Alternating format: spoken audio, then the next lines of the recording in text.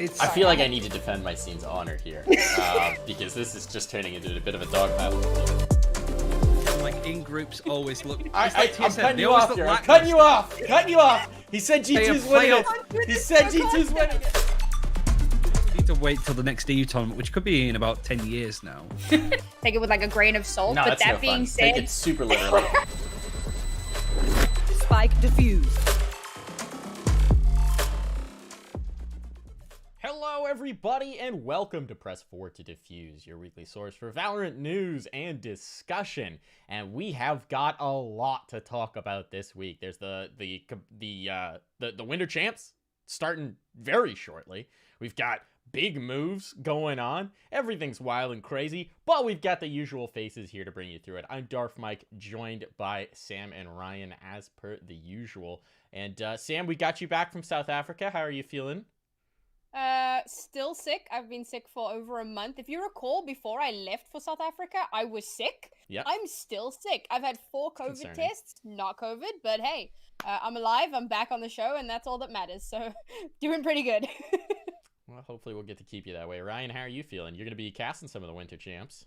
Yeah, starting at like 11 p.m. tonight and maybe going until 5 a.m. So not really excited for that part of it. But yeah, it should be a really good tournament. There's obviously a lot of bigger teams in here and a very questionable C9 coming into it. Yeah, which we're going to talk about. So let's just go ahead and get into it because obviously this is the big surprise news of the week. It dropped yesterday. TenZ is out of Cloud9. You can see their tweet there. Original member of Cloud9 Blue. They literally signed him to play Valorant before Valorant was a thing. He was playing CS. He stepped down to focus on content creation. Sounds familiar. And then came back to start their Valorant team. He has been one of the most mechanically gifted players, regarded as one of the brightest talents in Valorant. He's stepping back from competing to go back to content creation, to focus on his stream, to focus on his YouTube. I mean, this is like a thermonuclear device of a news drop. This is craziness. Ryan, you want to start us out with a reaction to this? Yeah, I mean, it took everybody by surprise. It just seemed like such a bizarre move. But I think as time has gone on over the past like few hours, or as 24 hours sort of passed by, I think more people are getting behind the idea and sort of understanding where it comes from. And the majority of it is that he's looking to come back potentially. I doubt it, but that's what he says, when lands and stuff come around. But really, when you look at the roster moves that they've had, Cloud9's recent performances, the state of esports as a whole at the moment, I don't think it's that much of a surprise why TenZ has decided that the stream life is just not only more profitable, but also a lot easier and a lot more fun to do currently. Sam? Yeah, I think we kind of seen that C9 weren't performing as well as of late. Particularly in, First Strike, didn't really get where they wanted to get to. And then, of course, Shinobi leaving left a lot of question marks around the team. And now, of course, they're going to be losing TenZ. So that's just all the question marks in the world, particularly because we haven't had any news with this next tournament, the Winter Champs, just around the corner.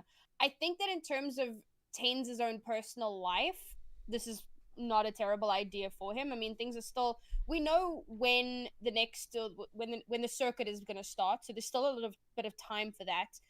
But right now, I mean, this is a great way for him to kind of bolster his income, get more involved with his fans, and just kind of focus on himself a little bit more. And maybe he does come back. I'd like to see him come back. You kind of mentioned that he's, a mechanical god, and everybody's always said that C9 was just TenZ and friends. Now it's not TenZ and friends anymore. It's just some friends. Oh. Yeah. Are they friends? Sad. Are they friends? We don't know what's going on behind Are the they scenes. friends? That is the question. Yeah, I'm gonna guess. I'm gonna go with a positive spin and say they're still friends, all buddies. Oh. This move is reminiscent to me of Shroud leaving Counter-Strike, but it's at a very different point in their career. Shroud in Counter-Strike was this hype beast as well, where he had this insane mechanical talent. He was very popular in the streams, very popular on the subreddit, very popular in all these different ways. He would have these flashy plays, but he never really put it together fully in team play, just never really had that element. And to me, there's a lot of similarities, right? TenZ mechanically looks like he should be the best player to ever walk the earth in Valorant, and he has rounds in every game he ever plays where you go, oh, he's just better than everyone else. But it's never come together in the team aspect, and that's going through CS and Valorant. He's never hit that peak level because he's never worked perfectly within a team environment. That's always been the thing holding Tens and Tens' teams back. Is that he's, it's Tens does things and the team adapts. So that wasn't really Shroud, but it's a similar thing. And he's so big in content creation, in streaming and YouTube and whatnot. My immediate response was to question this whole thing, but it was pointed out to me actually by Launders that he's bigger now than Shroud was when he left for streaming. Yes. And Shroud is one of the biggest names in the gaming space, period. So what can Tens do? So it's hard to fault him for it, right? If I guess the way I look at it is, if he was in practices with his team thinking, I would rather be streaming, then this is 100% the right move to have made, right? Because streaming depends is on the team too, right? That's the sort of main thing for me, is that Tens is a player that's trying to form a better team around him. It's failed. He's probably lost one of the players that he was, willing to die on the hill for when it comes to Shinobi. He was a really big fan of him. He went, and now suddenly Cloud9 are in this period where they're trying out people, seeing what works. And it wouldn't surprise me if Tens goes, well, nobody's ever going to buy me out because my buyout is going to be massive because Cloud9 don't want me to go anywhere. So I'm effectively just pulling myself out the equation. I don't have to put myself on this team where you feel like you're carrying. It's similar, like he's in a similar position to how I see Simple on Na'Vi, right? Where he has to be that kind of player to have an insane performance to just balance out his team. Not so much that the rest of his team are so bad that it balances out, but more so that that's the kind of player that Tens is. And for Cloud9 to do as well as they should be doing, it's so reliant on him doing his job, same as Scream for Team Liquid. But the difference between Na'Vi is that I think it's a different audience, obviously, in Russia and the CIS region, that content creation isn't going to be as much of a key thing, and certainly something he doesn't want to do. So it's the North America thing where if he can't find a better team around him, he's not going to get picked up by another org because his buyout's going to be insane.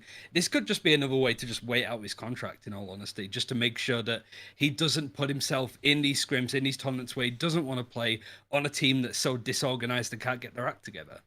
I agree with the point that it could be that. I think I disagree that it is. And I'm going to say that the main difference between a Simple character and a Tens character is competitive drive. Simple wants to win tournaments and wants to be the best player talked about in the professional scene. I don't know if that's a motivator for Tens. Like, obviously he wants to be the best, but I don't know that that's his focus. For a player like Simple, competing is first, content creation, having a brand is second. And I just don't know if that priority has shifted for Tens, in which case it makes complete sense to take this break.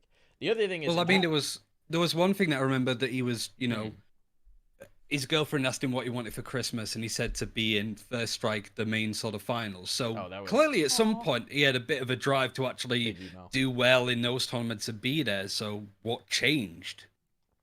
That's a good question. I know that there was a Steel clip, and I posted this in our overview. There was a Steel clip from back when they removed Shinobi, where he's talking about, I told you so, because back when they removed Shinobi, there was a Steel clip circulating where he's like, Tens is going to leave this team.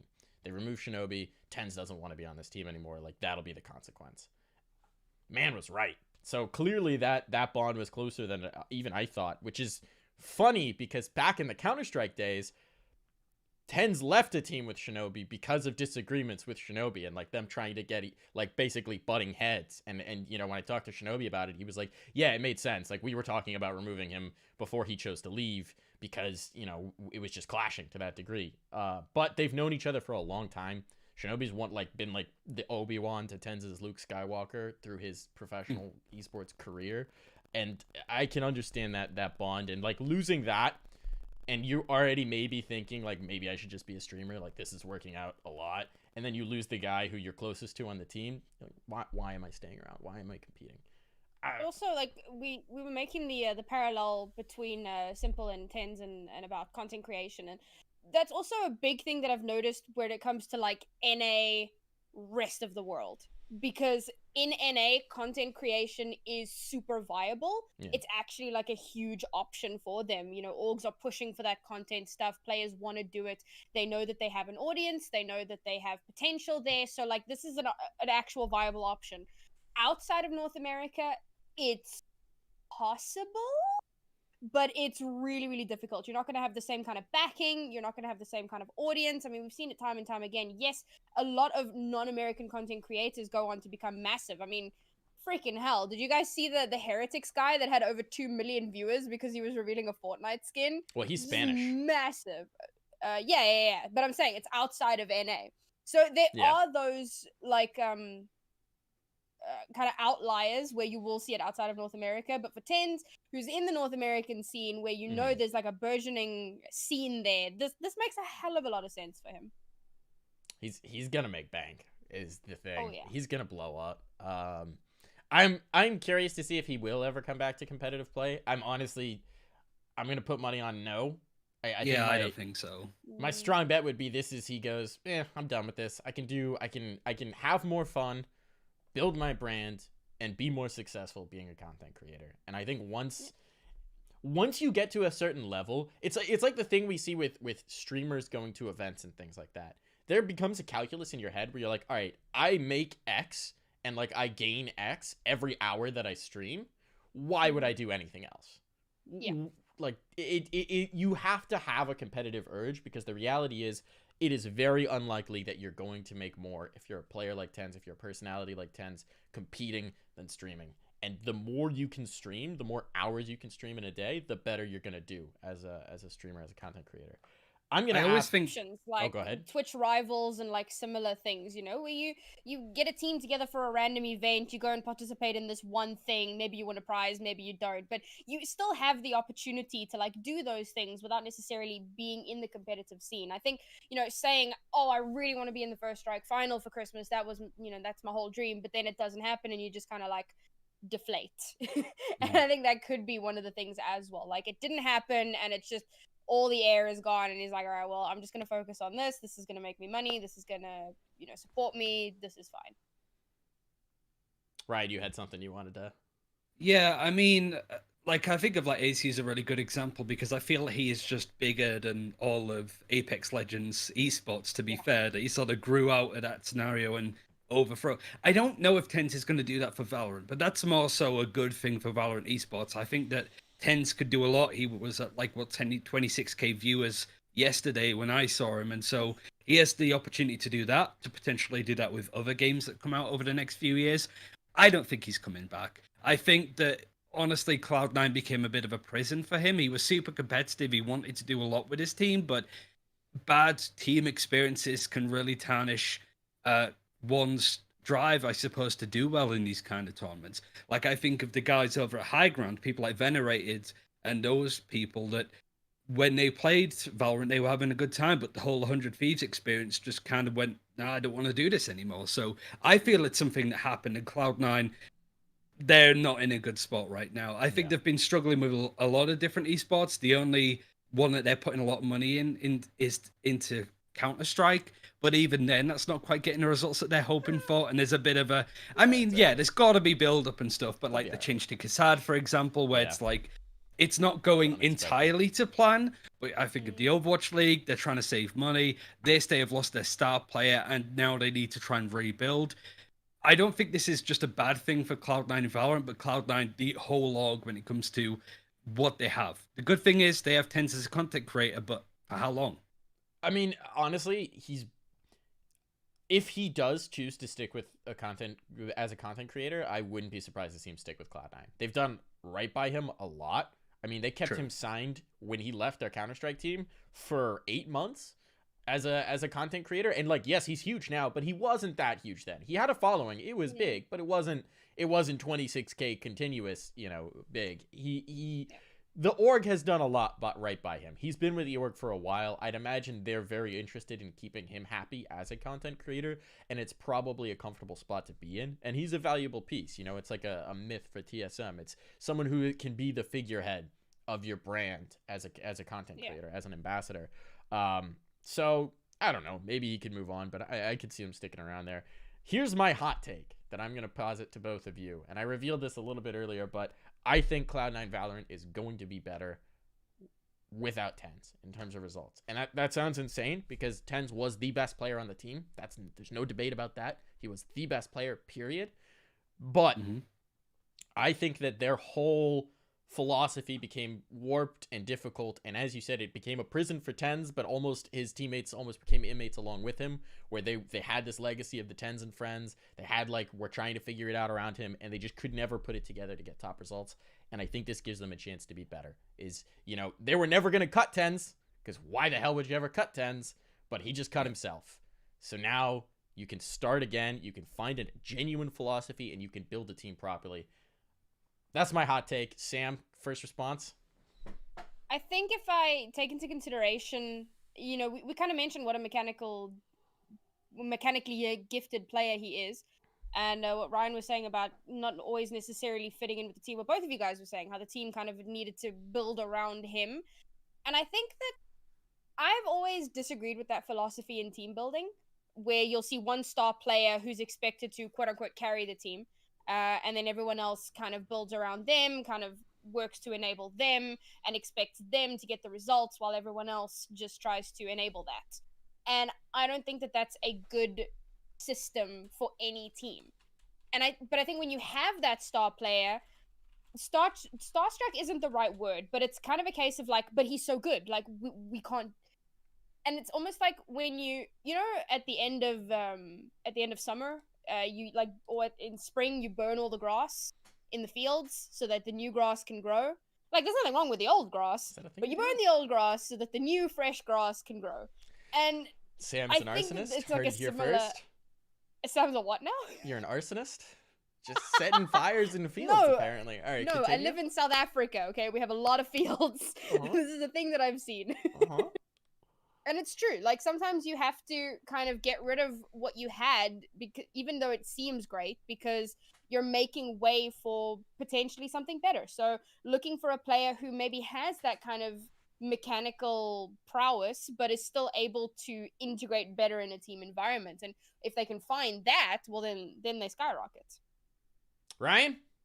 She agreed with me. I thought that was a very disagreeable hot take. Tell me you're going to disagree with me here. I don't know if I will, because I just feel like just because you have the best player, like it's not the only example of this, right? Where no, you have the best player on your team, but that doesn't inherently make you the best team because you have that world-class player. It's there in other sports. It's there in something like Team Liquid with Scream. You take Scream out the equation and you put another piece into that Fish 1-2-3 roster, you might get something that works better naturally. And that's not anything against Scream. He's insane, but clearly there are some cases where having the best player in the world doesn't work. That's what made Vitality so good in Counter-Strike, is that they all glued together and it helped ZywOo shine. TenZ has been shining, but for all the wrong reasons. I don't feel he's been set up by his team very well, and so he has to make those plays himself. When he's considering going Reyna, I think that says a lot when it comes to inorganized, actual competitive play, because he's effectively saying, I need to do it all on my own. I can't really use utility for you. I have to use it for myself, and I have to be able to do that, because we're not playing Sova, so nobody can set me up. We don't play Breach because we're NA and we're silly like that. We have a Phoenix, but the Phoenix is going to be setting himself up. There's just a lot of examples where TenZ maybe could have shined more and been on a better team if he had that kind of team play set around him. But when he's just like a cog in the wheel, it doesn't make sense, and it honestly causes a lot more strife. Without TenZ on this team, I feel like it's the NRG situation where you can just sort of start up. Cloud9 can play every tournament, and people won't really give them as much stick for doing poorly because they don't have TenZ on their team. It's a fresh start. All right, well, I thought I was going to get a hot take to really cause some debate here, but the press for Hivemind strikes again. We got the mob united behind it. So you can clip this, folks. Clip this right now. Press 4 to Defuse says Cloud9 will be better without TenZ. We'll find out in like 6 months. We can revisit that and see if we were right. We could find out in like 3 days. What do you mean? Wrong. I think just on the face of this news, like with any luck, the Winter Championship tells us otherwise. But I think just based on the fact that TenZ is out the team, Cloud9 drop out the top 10 just off that alone. Oh yeah, like it's not so much that these players, exactly, they have to sort of start again and climb up. And I think as much as we've been ragging on them in previous weeks, NRG is a really good example of a team that just kind of goes, all right, we have to start again. Let's just play every tournament and try and build up a name and get that official experience. And it's done them dividends. Gotta get reps. Gotta get reps. All right, I am going to move us on for this topic. We're just going to breeze through some other roster things that happened. There honestly wasn't much other than this bombshell. It was sort of like it was like a plane crash, and then a couple birds also fell out of the sky. The plane was the significant thing to talk about. But we're just gonna breeze through a couple of these. Next topic coming in. United has a team now. That's exciting. Another org in Valorant. We know a ton are going to be getting involved. This is one of the first in North America. They signed that Serenity roster: Showtime, Scourge, Easy, Joseph, Turnup, Too Easy, and Casey in the coaching. So United are here. I don't know. They're competing this weekend, so I'm curious to see what they can do. That Serenity roster has been one where you're like, all right, they're good, but they haven't planted a battle flag yet. Give me a like 2-sentence take here. Ryan, start us. Got anything? It's fine. That's It's about not what I bad. expect. It's not good. It's fine. Sam, It's a nice entry fee. Sure. there you go. That's it. There you I go. don't remember what tournament I was casting that Scourge was in it, but I remember being incredibly impressed by him. So hopefully that continues along. I think it's a good pickup. But yeah, I agree with Ryan. I mean, this isn't like some stellar amazing pickup. It's not, 100 Thieves announcing Nitro kind of thing. It's it's good. It's All right. That's pretty much all of our announcements this week. Next one we're going to talk about. We're just going to breeze through these so we can talk about the events. Kohler's a free agent. We knew this was going to happen. He'd been benched. I assume he was just either riding out whatever obligated terms they had, or, it's like, we have to pay you X months of salary if we bench you. So now he's benched. He is a free agent. He no longer has a buyout. Somebody pick him up. Kid's a nutter. I'm not even going to give time for a response. I don't think there's any real other take on this. We're on to the next one. I want him to go back to Immortals. That's the only response I have. I want him to go back on a free to Immortals. That would be amazing. I think it was Platchat that said this, but I love the idea. That'd be pretty great. They sold him for like $65,000. If they get it back on a free, sell him for $65,000, have him be away for like 3-4 months, and then get him back for free, sign him, that'd be genius. And you know what? He was pretty happy with his time in Immortals from what I talked with him, and he was very happy when they sold him because it was like, okay, this gives me a great opportunity. He liked the way he was treated. I could very easily see that happening. The issue is they have shot up similar sort of roles. That's Unless true. Kohler goes into being like a Sentinel role, maybe, because yeah, he got better on Phoenix as like I was watching him in the UMG qualifiers, but there was a lot of questionable play from him. But there's no doubt that his mechanics are solid. So maybe if you put him on more of a supportive role and just let him frag out on a Cypher, on an Omen, something like that, I think he could do a lot of work. They could give him the Neptune job and set him up as a lurk, see what he can Exactly. do in that regard. It's very different. Sell him for 65K again, and Yeah, right? just keeps running Just home. keep doing it. It's like throwing Keep a bombing boomerang, and the boomerang just brings cash back every time. Woo! That's Immortals in a nutshell, to be fair. Farm team stay winning. Farm team stay winning. All right, next topic. This is a smaller one. Space Station Gaming added Profi. He was on Moon Raccoons. He left Moon Raccoons. He's on Space Station. We'll see if they can do something this weekend. I don't really have any hot takes about Profi. Anyone have hot takes about Profi? No, like even looking at his stats are pretty lukewarm. Like there's nothing stand out for him. But SSG have been putting a lot of money into their squad, building it bit by bit, but still haven't really seen enough from them, to be brutally honest. I think there's a lot more that still needs to come from them, and right now they're just trying to pick up who they can. Yeah. Yep. Sam? Yeah, I mean, I don't have too much to say about that either, to be honest. Just kind of one of those wait and see moments, right? Everybody's just kind of hesitating at the start block, and let's see if it actually amounts to anything. All right, here's our last one to blitz through. We've got Tucker out of Spot Up. Spot Up, I was even debating putting this one in, to be honest, because Spot Up's sort of like right on that bridge of do we care enough to talk about it on this show. They haven't done anything in a while. Their pinned tweet is about winning a tournament in September. That was like a 5K, and it's like, I don't know, man. You're starting to fade from the spotlight. So Tucker is out. He's left. I don't know whether he's left or whether he was kicked, but he's gone. He's looking for a team. Look into him, I guess. I don't know. I don't care these days. I think considering all of the orgs that have come in since, I think if they were going to get picked up, they would have been picked up by now. So as sad as that's to say, I think now the issue with NA is there's too many orgs and very little opportunity for new upcoming players because everybody was so quick to grab a squad and set their buyout fee to $1 billion or whatever. That's Valorant. Close enough. On the subject of new orgs, someone signed the X-Chaos guys. They're not going to compete in CS anymore, so please just give them a home in Valorant. It'll take a while to return on investment while they learn the game. But somebody signed Moon Raccoons. Also that! Say, I think it's happened already. It's I about don't time. know. the thing is, considering a Unite was picked up, something is going on with Because Moon why Raccoons. wouldn't you sign Moon Raccoons if they weren't Exactly, already signed to right? somebody? Like you've got Sean, you've got who is the Gen G player? I forgot his name. No, it's Sean, isn't it? Yeah, Sean. Sean Yeah, Genji, I don't know. I was thinking of Sean Garris for some seconds. Like, well, he didn't get picked up, but like Profi's was Sean standing, and then Profi got picked up. Yeah. So I feel at this point they're just waiting for a really good offer because the United must have come to them at some point and gone, "Can we sign you? Here's the deal." And Moon Raccoons probably went, "No, we want more." They deserve more. I think they're like a on the cusp T1 team, but there's only so many options you're going to get, and I think all of the other bigger orgs that aren't in yet aren't too convinced at the prospect. And with the Valorant Champions tour starting mid-Feb, there isn't much time. I think if they would have been signed, it would have happened pretty soon, but I think they're waiting for a good offer that I don't know if it's going to come, to be honest. I wonder whether they're in long-term negotiations with somebody where it's like, will they, won't they? And sometimes teams and players wind up getting, to use a vulgar phrase, dick by that, just like absolutely screwed by that situation. But where like an org sort of baits them with contracts along or conversations and then don't ultimately wind up committing. And so they've turned down other offers in the meantime. But, I don't know. I'm optimistic that they'll be signed eventually. We're going to talk about an event now that led into this weekend.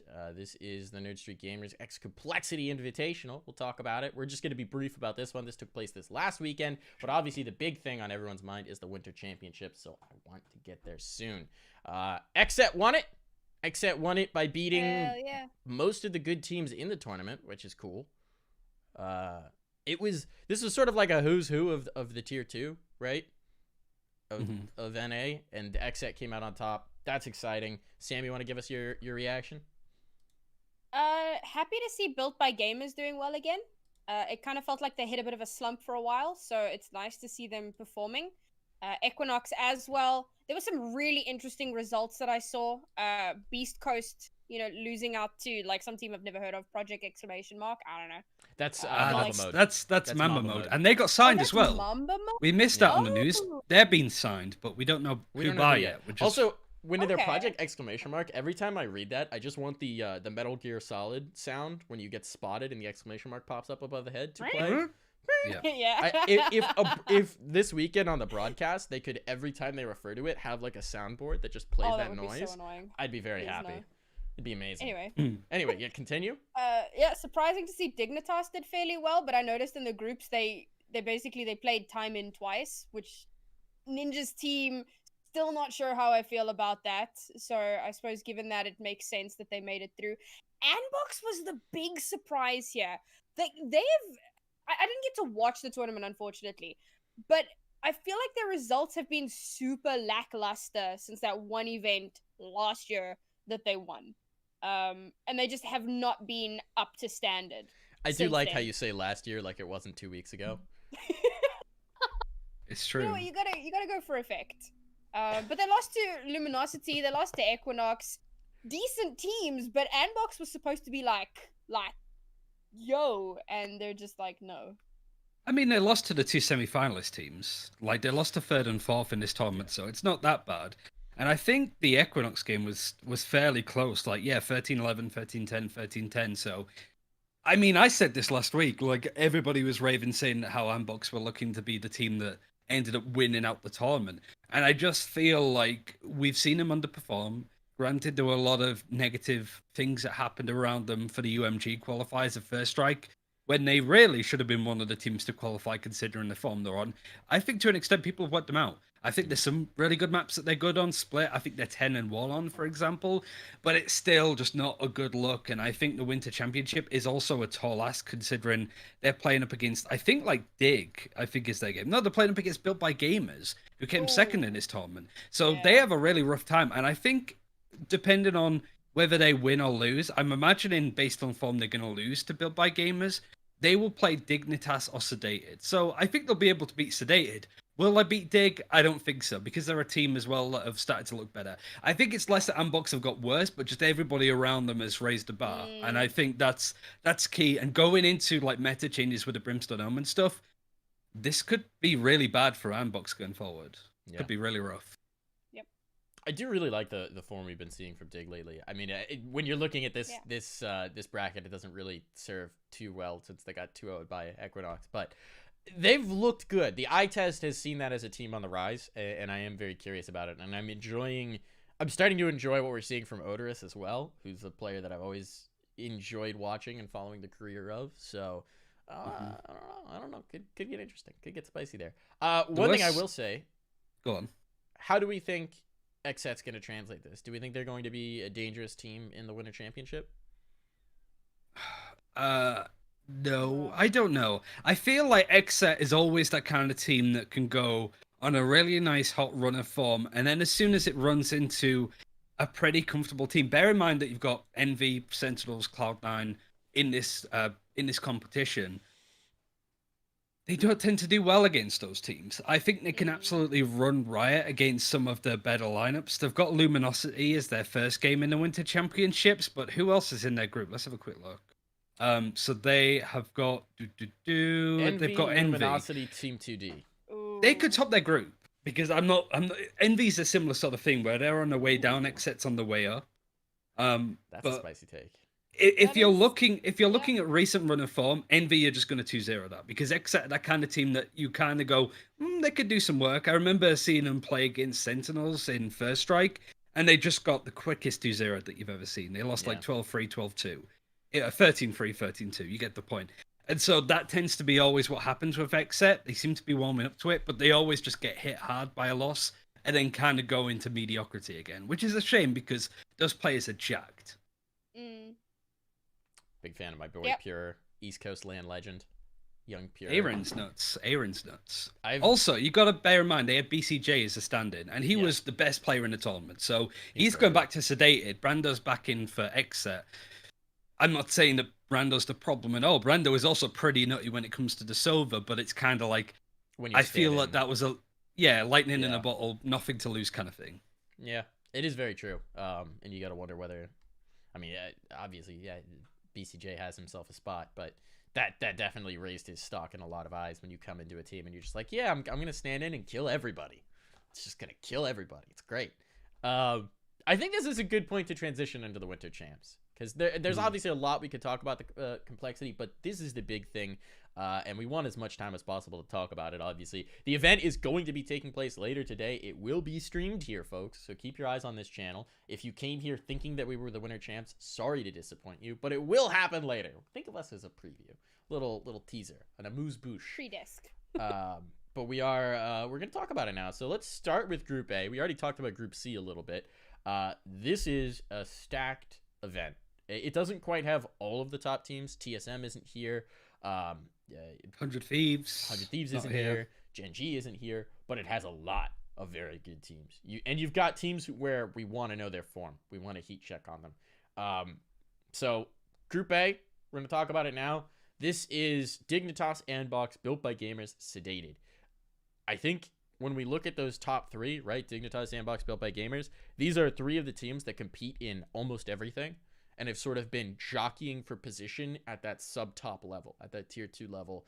I mean, the event last weekend is obviously a great example, but this has been every tournament that they could possibly get their hands into, really since these teams came to exist. How are we feeling about this one? Who's going to top this? Ryan, start us out. I really like BBG at the moment. I think they've done quite a lot. I think they're a team that Rob Wiz has actually got better and better over time. He was always that kind of like trickster player that he would jump in with a jet with a stinger and still get a free K. He did that a lot over this weekend and also in like the monthlies that they were playing too. Them and XSET have been, going toe to toe in a lot of these battles. But Unbox is an unknown at this point. Really, they could come in and just bottom out of the group at this point. You have got Sedated in there, which I think naturally people would go, okay, they're the first team going out of this tournament if it's double a limb. I would be inclined to agree, as much as I love players like Lex, for example. Love Lex. It's still like they have a long way to go. They could certainly improve to be the levels of everybody else, but we haven't seen all that much of them. They have played in like the Nerd Street Gamers monthlies and stuff like in December.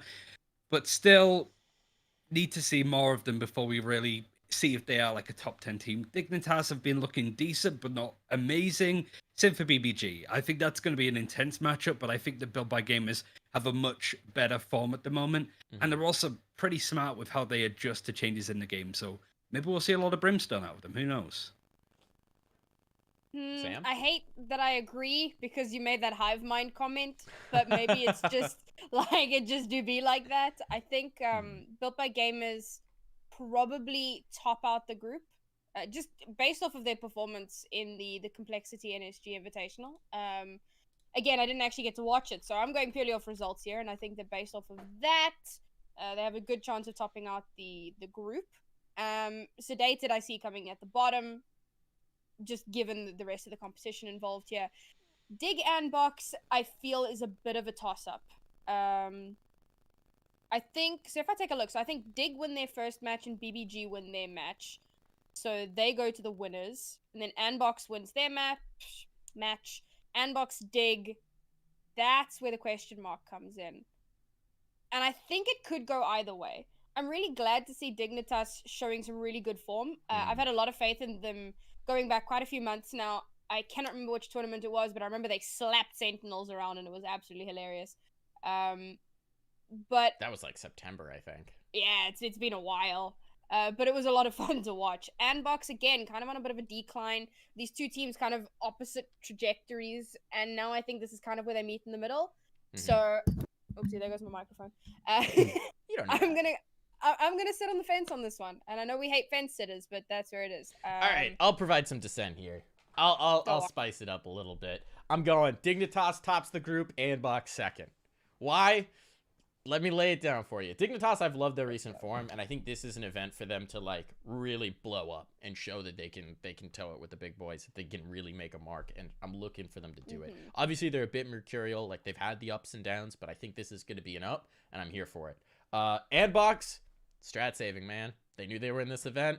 Why would you blow your strats on the 10K when you got the 25K coming up? That's what I'm going with. I think Anbox is going to recoup that form a little bit. I think they're going to come in spicy. It's not even a mark on Built by Gamers. Built by Gamers has been one of these teams that's been around forever at this point in the grand almost year-long history that is Valorant.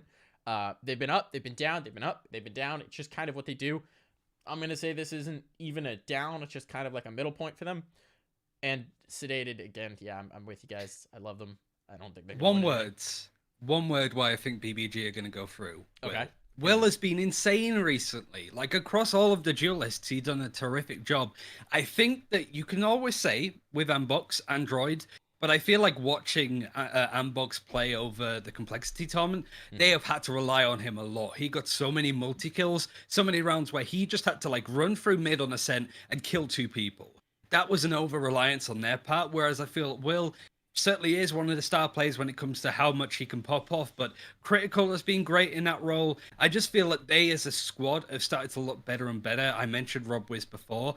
Yes, they have been so mediocre for so long, similar to like Renegades and Complexity at the time, but Renegades have certainly had some moments where they've looked good. Complexity, unfortunately not in this tournament, but I do see them going quite far in regards to like Champions Turn VCT.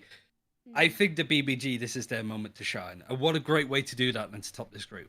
All right, so Sedated's going to top the group because none of us think it's going to happen. Yes. BCJ's just Lex is literally going to come to our houses and slap us. So I mean, that'd be fine. I haven't seen Lex in a long time. It's worth. But BCJ's just going to drop 40 a map. No one's going to be able to stop them. That's what we're calling now. Let's talk about Group B. Let's move on in our lineup here. Group B coming through. We've got some, obviously, the big boy Sentinels. Very big boys. We got NRG, Moon Raccoon, Space Station Gaming. Where do we think this one is going? Sam, why don't you start us here? Is anyone going to be really mad at me if I look at that and say that nothing's going to change based on what we're seeing on our screen right now? You think it's just going to be Sentinels, NRG? Yeah, and then Moon Raccoon Space Station, literally in that order. Go for it. Maybe that's just like the really easy kind of cop-out prediction to make. I thought people rated Moon Raccoons higher than NRG when it comes to like power rankings. But I think like that this is the first game I've got to cast today, so I'm genuinely hyped for this. And it's just a tale of two teams. So, you know, if I'm going into full narrative mode, NRG have spent the last month playing in everything, and they look better and better. We've really given them shit for all of the stuff that they've done in regards to changing up their roster. Infinite looks great on that role, and I think they've actually started to find their flow that they look scary. Moon Raccoons, they've just been hibernating. We haven't seen them since very early in December. I can't remember which tournament it was. I don't think it was the monthly. It was like mid-December. And so, I mean, a lot of stuff can happen. They've got Ryan coming in as their fifth, with Profi leaving. So that could be a great addition to them. But I still feel like NRG have just looked so much more comfortable. They've been playing in everything. They didn't do that well in the complexity tournament. I think they got to quarterfinals, but you know, it's a great way to quickly go, all right, we need to work on our defaults. We need to work on our post plants, and then go into this event knowing what they could have done better. Moon Raccoons, it's been so long. They could just be as good as we're expecting them to be, or they could have really fallen off as everybody else has been in the hyperbolic time chamber. It's genuinely probably the match of the day, or match of the groups, maybe. Subtle self-plug since he's going to be casting it. But no, I actually agree with you. It's the one that's most open. That has those question marks where you're like, we don't know. We don't know until the rubber hits the road. What's going to happen in that matchup? I'm going to go Moon Raccoons. I think it's Sentinels Moon Raccoons. I think picking against Sentinels is just stupid.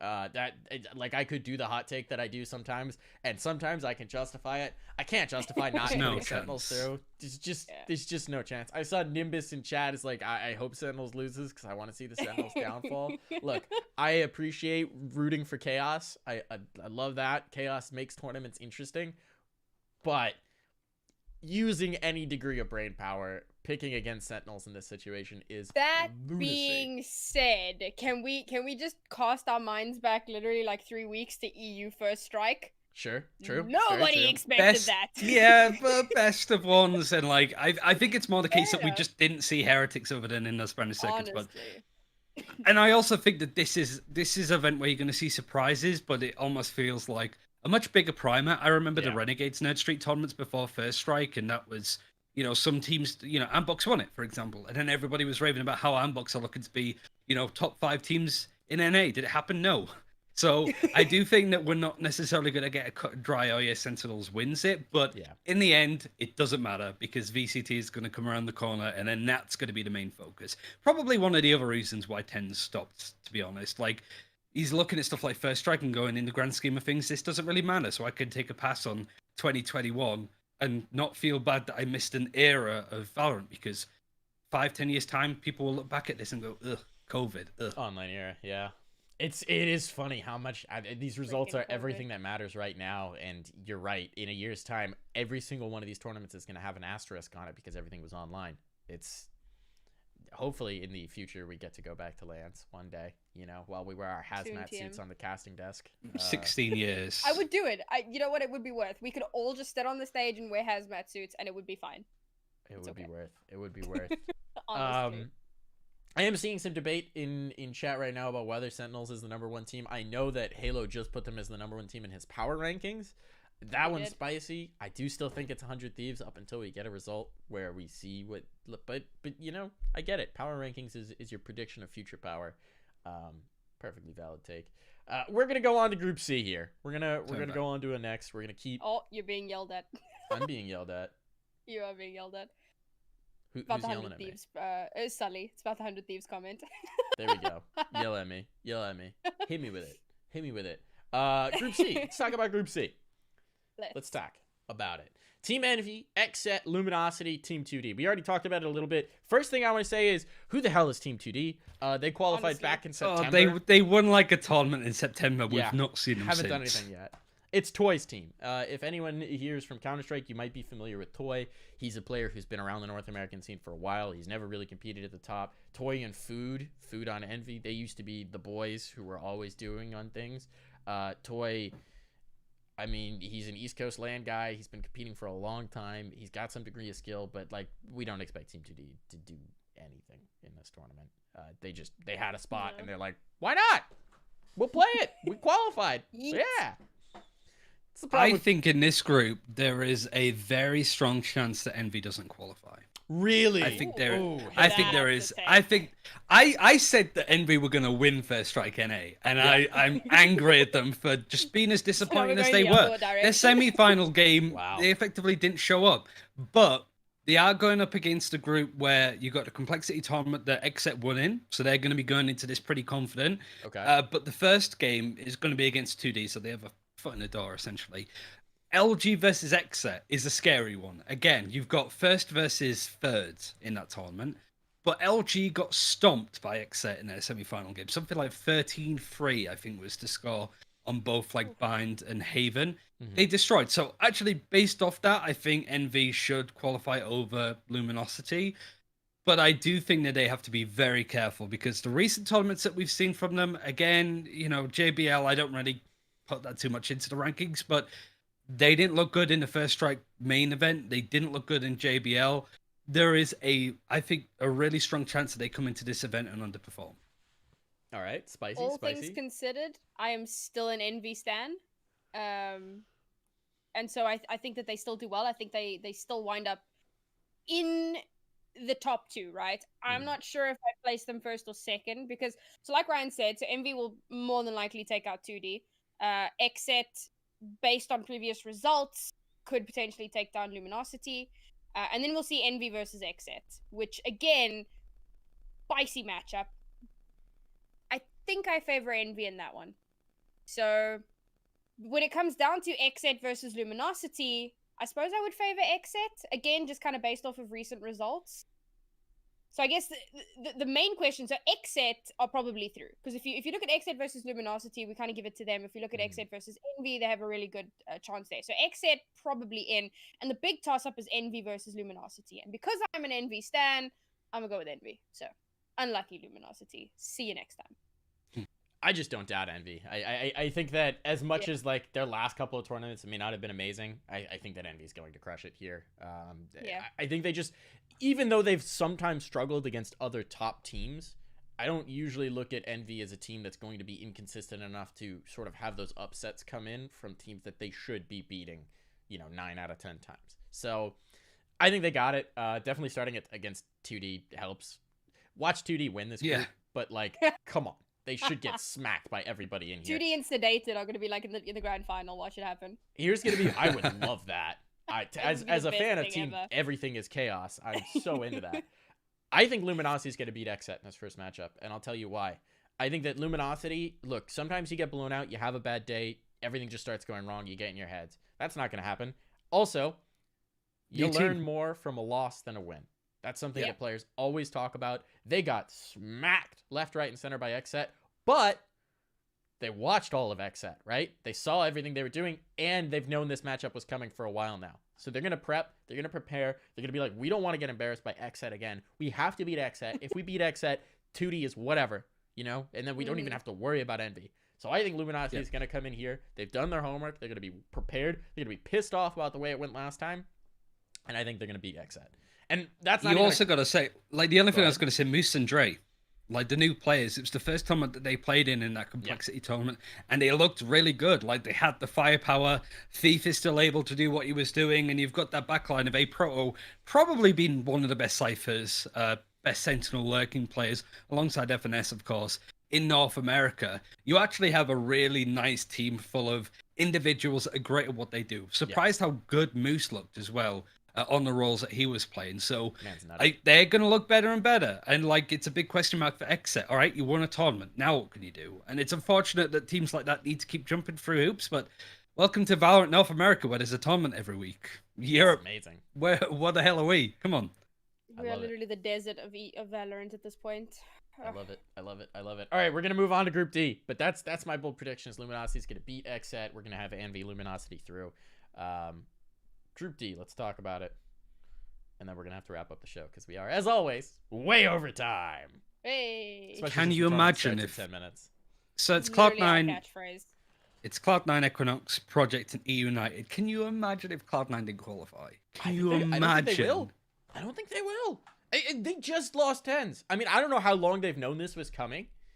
Like, I don't know how much they plan. We don't know who's standing in for them at this point. I don't know if it's been announced yet. we don't know who's standing in for them until they go live in the server. They're fortunately not playing till tomorrow, which gives them an extra day. But like, holy cow, they don't know who they're playing with.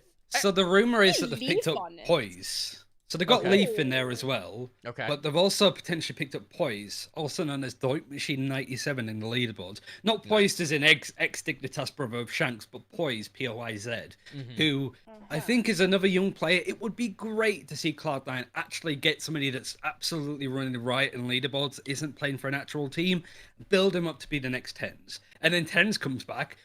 Christ, that is a hell of a team and hell of a narrative going into whatever tournament or era that would be. But I would love to see them take a chance on young talent and build them up, because they have to at this point. They need to find the next star player, and I think that's the best way for Cloud9 to go. All right, we're not doing that well. We're sort of seen as a top team, but we're not winning everything. So let's use this opportunity to kind of do what Immortals did: scout out talent, bring them up to par. But instead of selling them, they become the flagship players for the future. I think that would be great. And I think if they did pick up Poise, that would almost offset the loss that TenZ would have. Maybe not by much, but at least it changes the narrative for them, going out with the old, in with the new.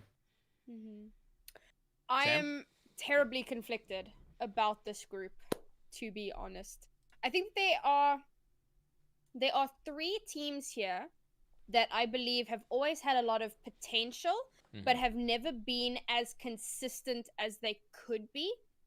We kind of mentioned Project exclamation mark to my discovery is in fact Mamba Mode. So we've got Mamba Mode, Equinox, and E United, which is the X Serenity. And again, all three of these teams, lots and lots of potential. Equinox have actually shown that they have what it takes. They've, had some really great results. But again, they kind of bounce up and down.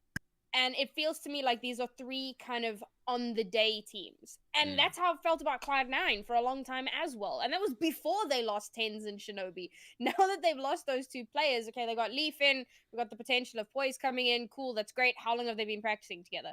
Like, how coordinated is this team going to be? So I see this whole group as being an on-the-day group. It depends on who shows up and how well they play on the day. Well, that's a great cop-out, but I still want a prediction. You still want a prediction? That's terrible. Okay. Just give me two. Just give me two. I won't even make you justify it too much. Mamba Mode and Equinox. Interesting. Ryan, who's your two? Because you didn't give me one either. For this Sorry, group, Project. Yeah. Yeah, I know this one's wide open. That's why it's fun. Get the predictions in there. So we got Mamba Mode Equinox from Sam. Nox tops the group. I think Cloud9 still. Okay. I think that Cloud9. it's great to see Unite be inside. It's great to see Project going somewhere, but I still think that even the bare bones of Cloud9 is still a better team than both of these two.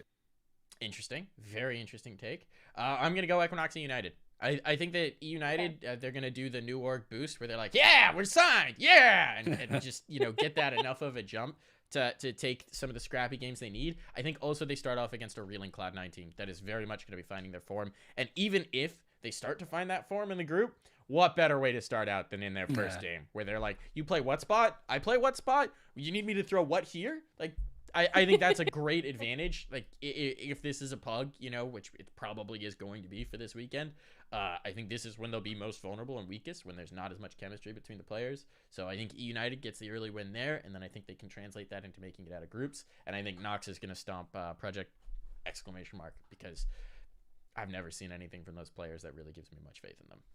Before we get started, before we get started, Christ, end. can you imagine?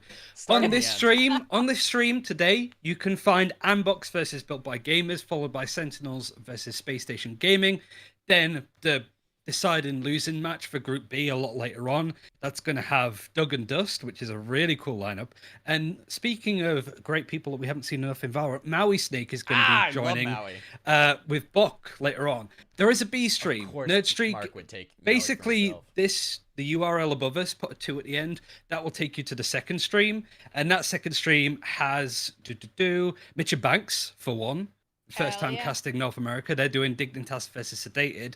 Then you can find me and Simo going over NRG versus Moon Raccoons, and then the loser of Group A, which could be Ambox, Built by Gamers, Dignitas, or Sedated. So click that, write that down, whatever, but follow those two, and you can keep up to date with the tournament going on throughout the whole of this week now.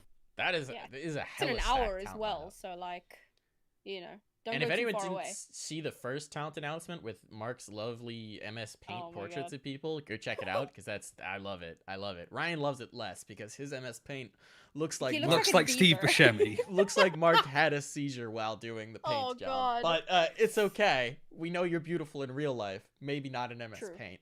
But these portraits are amazing. Definitely check them out. It's a stacked talent lineup. I'm so happy to see Maui get more work because he's very, I'm so very jealous. smart, very talented. One of my favorite people that I've worked with. And Ryan, you're all right too. No, we've got a really stacked lineup. Every stream, B stream, A stream, it's gonna be a good time to watch. The games are gonna be fascinating. We're gonna get such a good heat check on teams coming into this year. I am gonna ask one last thing before we ship it off. Give me a prediction for a winner. I don't even want a justification. Just hit me with a prediction. Sentinels. Sam, Sentinels. Ryan. All right, I gotta go for somebody else. Ooh. You know who I'm going for. Do we? You Is it should. Envy? It's Envy. I'm going for Envy. I'd love to see that. I would also, as I've been watching a lot of them recently, which is why I think they could do some potentially good stuff. I think NRG makes the finals. Ooh, NRG makes the finals. Do Okay. they win the event? No, right. I think Envy or Sentinels does, All right. but Cloud9 aren't going to be anywhere near it, unfortunately. Very If they win, spicy. that'd be great, but I don't see it.